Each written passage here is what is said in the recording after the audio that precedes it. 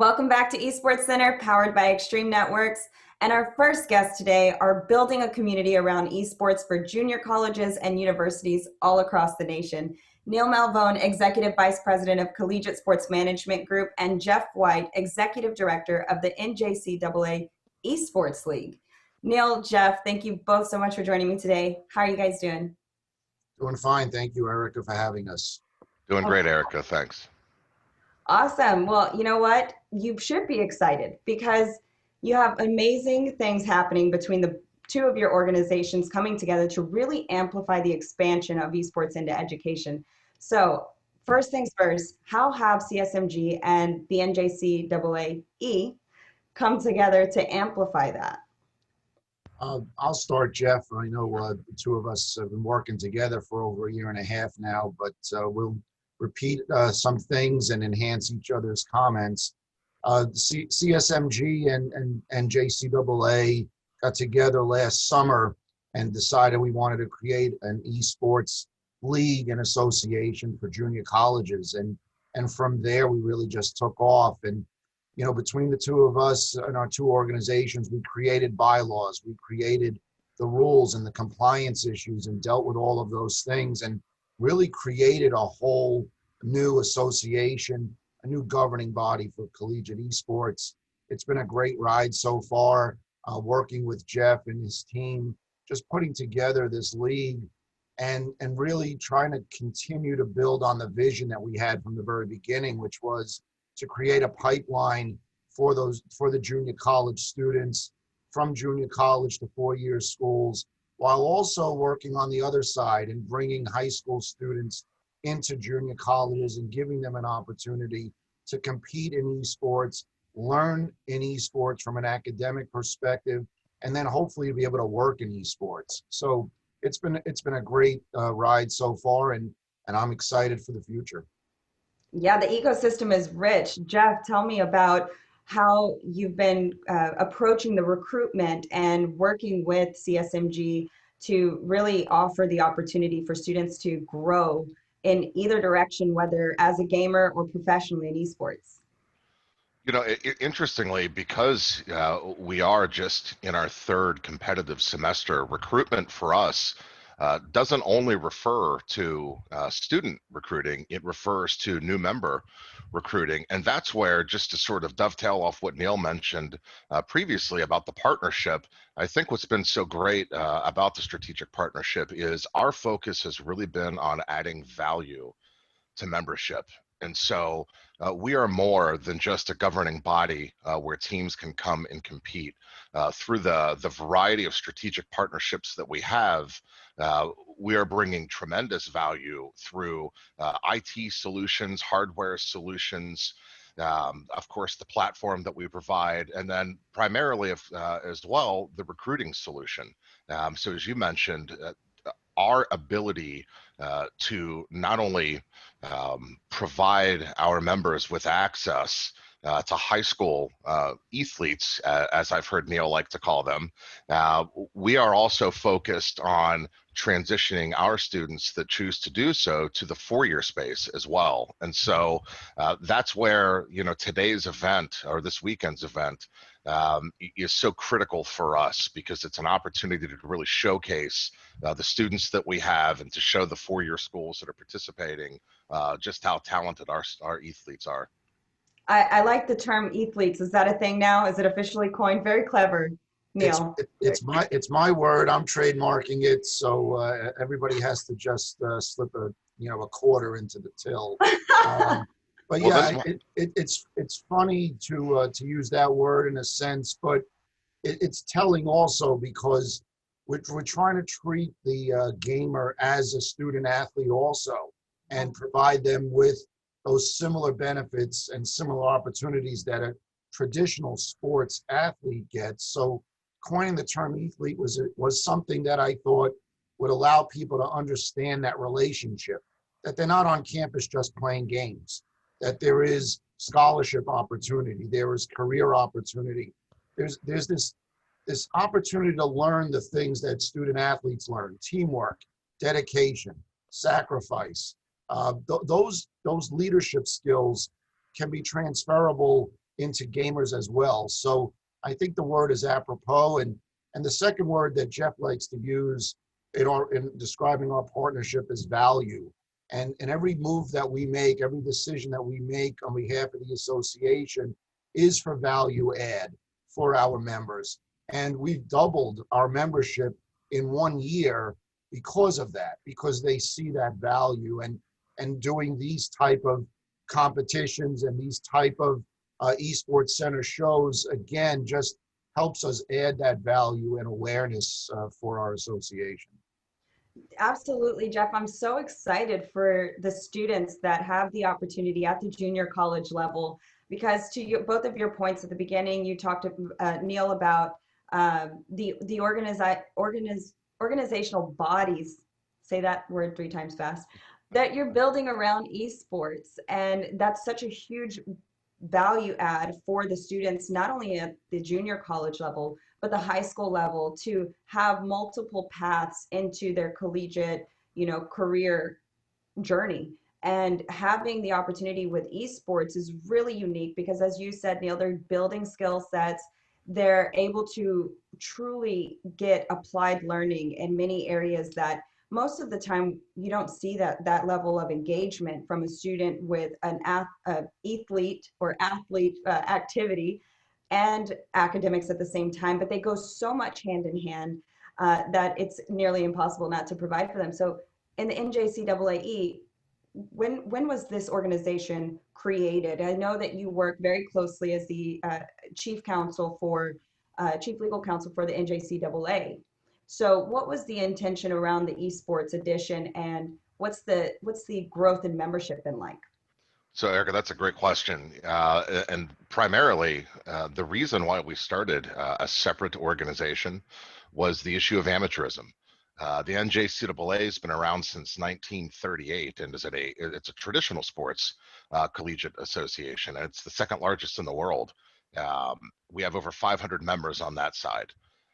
But of course, amateurism is required for the traditional sports arena. And so to completely remove that issue and take it off the table, we believed it was necessary to start a new association. And so in July of 2019, I actually filed the paperwork with the Secretary of State and got everything squared away. And then as my colleague and friend Neil Malvone is well known for, we pushed to actually start competition 2 months after that. And we were able to do that. And so we went from filing the paperwork to competing in 2 months, which is unheard. Yeah, it's unheard of. And I was most impressed. And candidly, I think that's what really cemented the relationship between our organizations. If there was any doubt beforehand, our ability to work together to pull that off, I was most impressed. And so we started that first semester of competition with 13 schools. And again, that may not sound like much, but when you're talking about 2 weeks lead time, or 2 months, yeah, huge. This semester, despite all of the challenges with COVID and everything else that's happening and the budgetary constraints, this semester we have 65 institutions competing with over 1,000 students. Yeah, Wow. so we're just, we couldn't be more thrilled and more excited. But one comment I wanted to make briefly, Erica, you had mentioned, and about the both of you had mentioned the strong connection between our application of the esports skills to the workplace and academically. And so I wanted to share, we really doubled down on that. We actually sought out a STEM.org accreditation, and we're the only collegiate governing body with that accreditation. And so what that's going to allow us to do is to really take the connection even further between classroom and competition, and allow our schools the opportunity and ability from a recruiting standpoint to identify STEM.org, STEM accredited high schools. So that, again, we'll have not only the connection, it's one thing to transition from the game, right? I mean, from the high school level to the collegiate level. It's another to do it on the high school level. And so, on the academic side of the house. And so the opportunity to create those connections at the outset, we view that again as a real value add for our members and a significant benefit for students.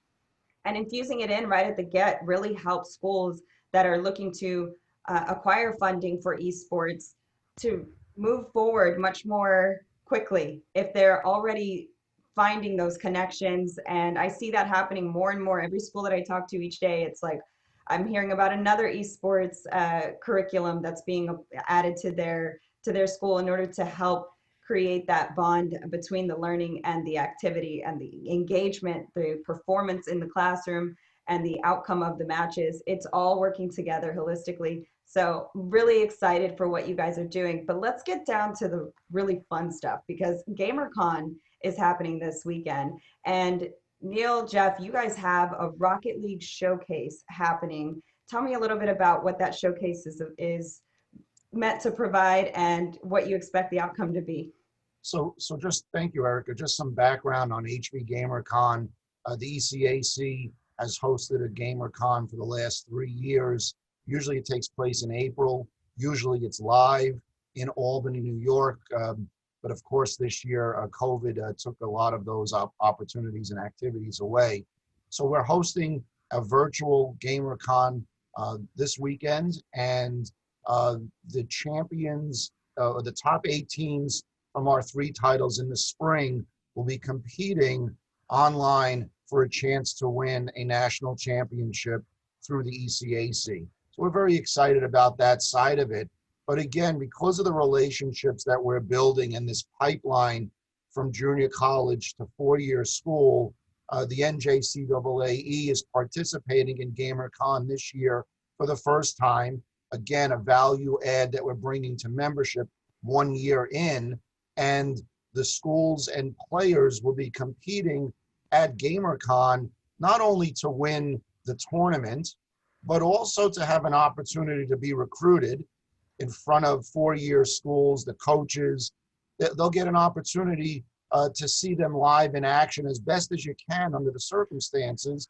And, you know, again, for us, we want our 2-year students to eventually become 4-year students, and we want them to continue that education towards graduation, towards career.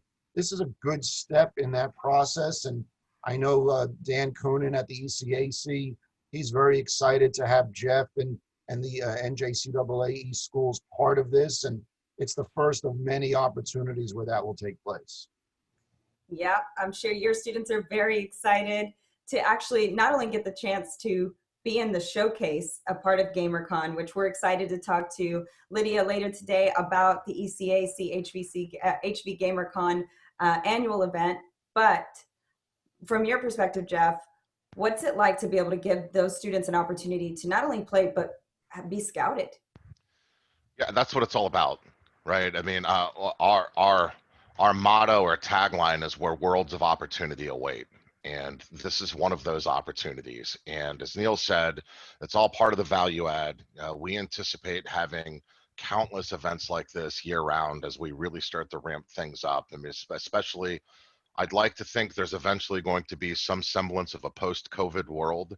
And when we do that, our abilities to create even more of these LAN events, distance events of all kinds, it's very exciting. And so what we've done here is we've essentially opened it up to 12 of our most competitive teams to participate in this event on Saturday. And so we're really excited. You know, it's an opportunity, as you said, to showcase those skills, those abilities, and very much like you have on the traditional sports side, you generally have the connection, a recruiting pipeline, as Neil always likes to say, from community colleges or 2-year colleges to 4-year schools, almost like a feeder program. We anticipate doing the same thing. And so building those connections between the coaches is also very important, and the administrators, so that they know that, for example, a Lackawanna Community College is going to be a school that produces top quality players. And so administrators and coaches at the 4-year level know that that's where they want to reach out if they want to get some quality players. Well, there you go. Make sure that you don't miss the HV GamerCon event this weekend, because there's going to be a lot of players showing up, a lot of fun, dramatic action. The hype is being built between CSMG, Esports U Network. I see your logo behind you there, Neil. That's where you can find 24/7 esports content, all the replays of the matches if you missed any, and make sure you check out which players are on the rise going into those four-year colleges. Thank you both so much for joining me today.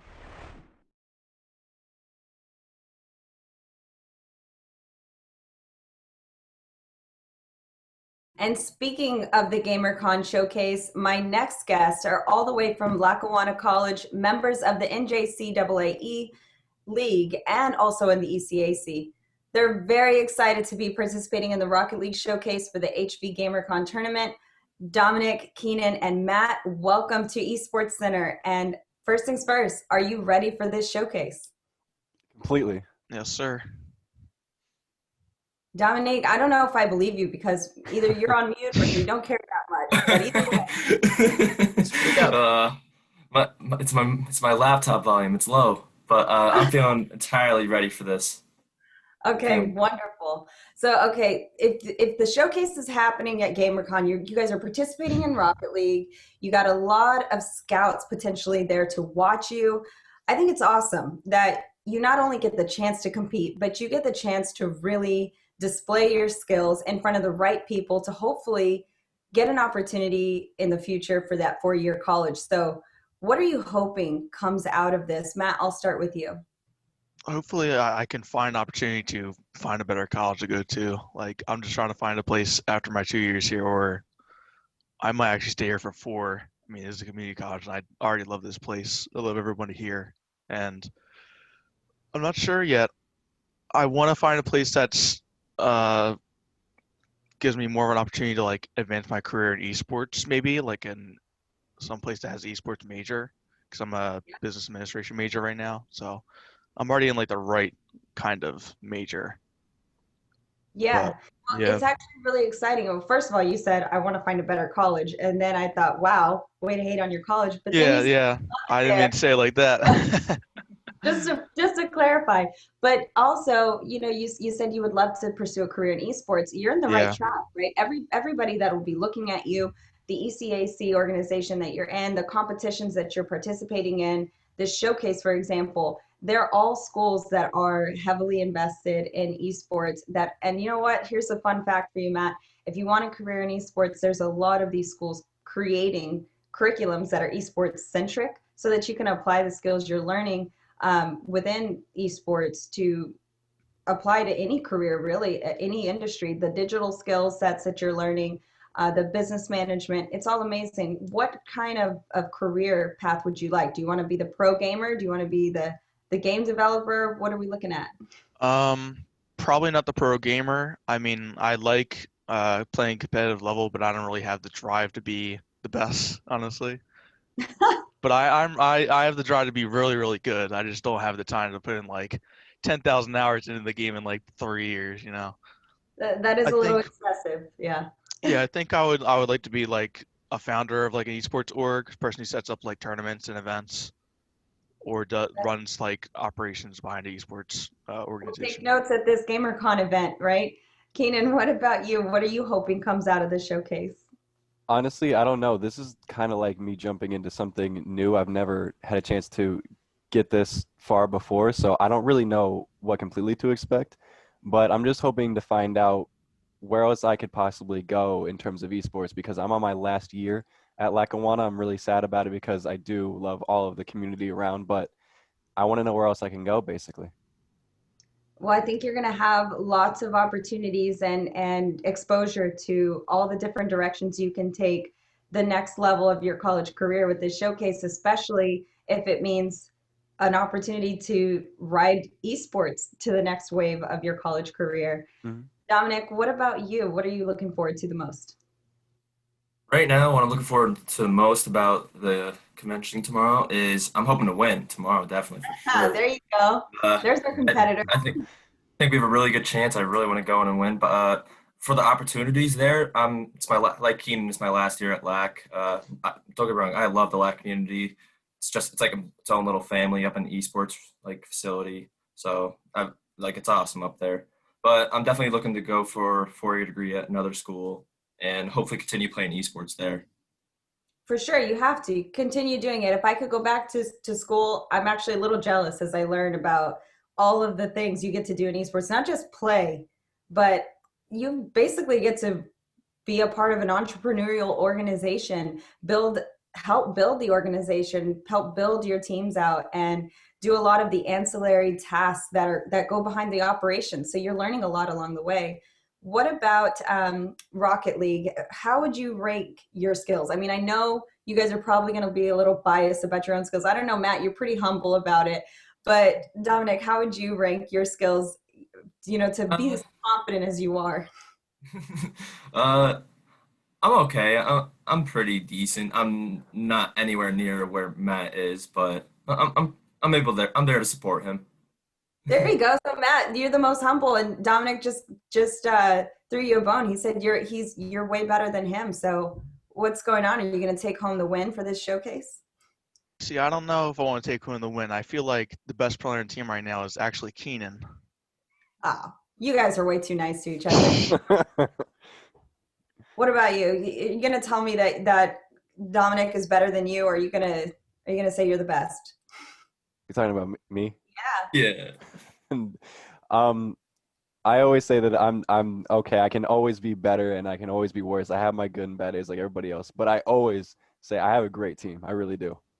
And Well, there's always room to grow, so that's a great approach. But let me tell you, Rocket League is very it's misleading. It looks simple. It really does. It looks like a lot of fun. It's like, wow, it's just soccer with cars. But no, I tried to play, and guys, I should never play. This is a really hard game. And the fact that you have a strong team, you obviously all support each other very much, and you're getting this opportunity to play as a team, to perform in front of scouts for four-year colleges that you might, end up going to, or just an opportunity to take home a win and gain some new relationships, new exposure, and just learn what the opportunities are for your next step in your college career.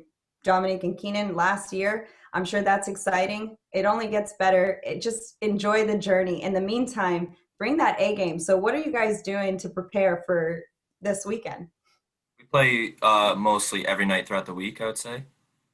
Okay. And what's the strategy behind it? You all have different roles. I mean, like I said, it's pretty similar to soccer. So would you say like you have a midfield position versus a forward position, or is it kind of all over the place? I would say it's all over the place in terms of the other team. So wherever we fit best in each scenario is what we fill in and try to do. Mm-hmm. Okay. All right. So really it's about reading, the strategy here is about reading the other team, figuring out where they are on the field and filling in those gaps. 100%. How do you do that when it looks like those cars are flying in the air? How can you tell where they are and, pick up on their strategy so you can counter it? It's honestly kind of just like intuition. Like after playing the game for so long, you kind of gain this understanding of how other people are going to move around the field and like what they're going to do with the ball and like what they're going to try and do against you. Yeah, it definitely takes a level of intuition that takes hours of practice. So if you guys feel confident that you're going to go in there and read the other team, read the position on the field, then I would say you have plenty of hours behind your belt. And I think you're all a very humble group, and it speaks volumes to the culture that you have there at Lackawanna College. No wonder you don't want to leave, but I'm sure the next place will be just as great. Regardless, I wish you all the best this weekend, and I hope that you gain all the exposure and knowledge about what your options are going forward, not only with your four-year degree, but a career in esports. There's a plethora of opportunities, and I'm excited for all of y'all. Thank you for joining me, and good luck this weekend. Thank you. Thank you.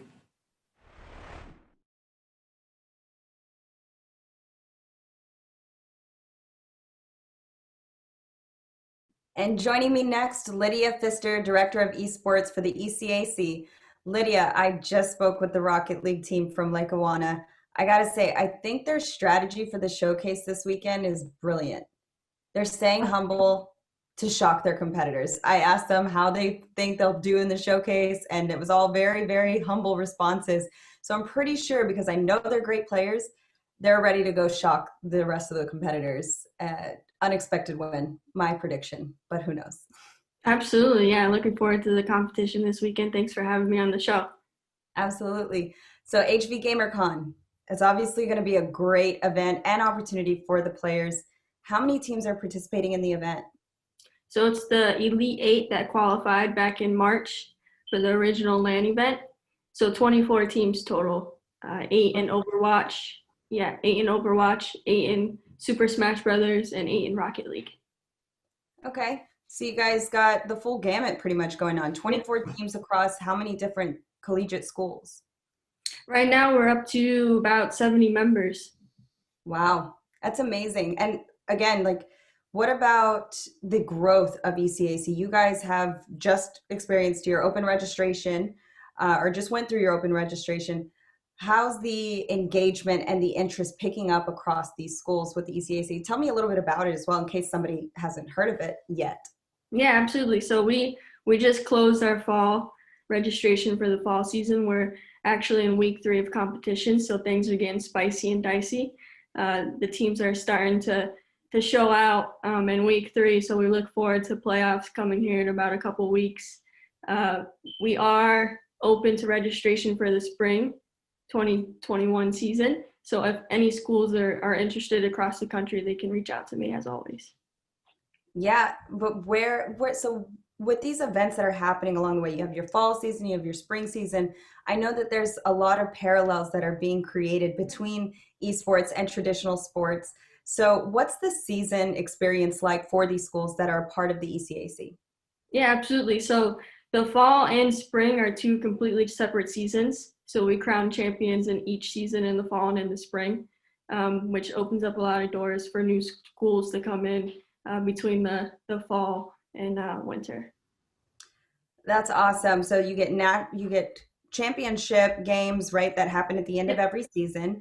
And this is national, right? I mean, I know the ECAC has this esports league is, you would think, Eastern Conference, but it's actually all colleges across the United States. Yeah, absolutely. So we did start on the East Coast. A lot of our schools are on the East Coast, but we're trickling out to the west side. So we are coast to coast now, with Sacramento staying open to everybody.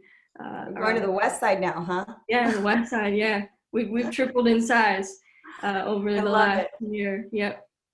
Well, there's a lot of exciting activity. Tell me, how can we watch the GamerCon tournament this weekend? Absolutely. So all games will be streamed on their own channel, our ECAC Twitch channels. So it's really ECAC_esports, and then ECAC_esports 2, and then ECAC_esports 3. Yeah, and all of the matches that are streamed there, people can go back and watch if they happen to miss a match that they really wanted to watch. But yeah, ECAC_esports on Twitch, all of the matches, all of the tournaments, all the events that you guys participate in and put on for the students to give them the opportunity to have more exposure, to get that next win, to build up their teams, increase their competition pool. That's where all of these matches can be found, right? Yep, and you can keep an eye out on our social media for bracket updates, as well as if you want to watch the streams and follow the action all weekend, you can actually go to our competition hub, ecac.leaguespot.gg. Well, that makes it easy. And of course, you have a lot of great incentives for these players, not just from an exposure perspective, scouting opportunities, as we just found out with the Rocket League showcase for junior college pipeline building up to the 4-year degree. But what about the prizes? Those are also some fun incentives. I mean, usually you just have to offer people some free pizza and we're in, right? Obviously. But there's some cooler prizes you have other than maybe a gift card to CC's Pizza. So what kind of prizes can we expect from the GamerCon event?